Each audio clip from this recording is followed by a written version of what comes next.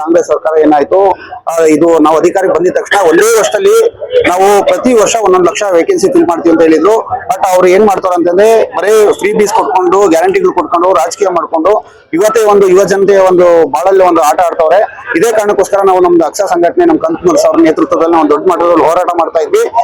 ಇದು ಈಗ ನಾವು ಈಗ ಮಾಡ್ತಾ ಇರೋದು, ಈಗ ಈ ವರ್ಷದಲ್ಲಿ ಒಂದು ಎಚ್ಚರಿಕೆ ಕೊಡ್ತಾ ಇದೀವಿ. ಇದಾದ್ಮೇಲೆ ನೆಕ್ಸ್ಟ್ ಧಾರವಾಡ ಮತ್ತೆ ಬಿಜಾಪುರ ಆಲ್ ಓವರ್ ಕರ್ನಾಟಕ ಒಂದು ನೇಮಕಾತಿ ರಿಲೇಟೆಡ್ ಈ ಕೂಡಲೇ ನೇಮಕಾತಿ ಮಾಡಬೇಕು. ನೀವೇನ್ ಹೇಳ್ತಾ ಇದೀರ ಅಂತಂದ್ರೆ 50-56% ಒಂದು ರಿಕ್ರೂಟ್ಮೆಂಟ್ ರಿಲೇಟೆಡ್ ಒಂದು ಇಶ್ಯೂಸ್ ಹೇಳ್ತಾ ಇದ್ದೀರಾ. 6% ತೆಗೆದಿಟ್ಬಿಟ್ಟು ಇಮಿಡಿಯೇಟ್ ನೇಮಕಾತಿ ಪ್ರಾರಂಭ ಮಾಡಿ.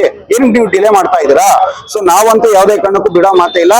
50% ಹಂಗಾದ್ರೂ ಇಮಿಡಿಯೇಟ್ ರಿಕ್ರೂಟ್ಮೆಂಟ್ ಓಪನ್ ಆಗ್ಬೇಕಷ್ಟೇ. ಸೊ ಆಮೇಲೆ ರಿಮೈನಿಂಗ್ 6% ಅದೇನಿದೆ ಕೋರ್ಟಲ್ ಅದೇನ್ ಫೈನಲ್ ವರ್ಡಿಕ್ಟ್ ಆಗುತ್ತೋ ಅದ್ರ ಪ್ರಕಾರ ಮಾಡಿ.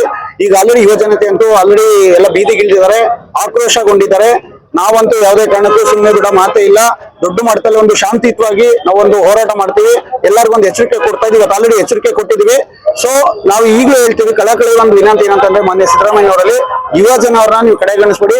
ಈ ಕೂಡಲೇ ನೇಮಕಾತಿ ಪ್ರಾರಂಭಿಸಿ ಎಲ್ಲರೂ. Thank you.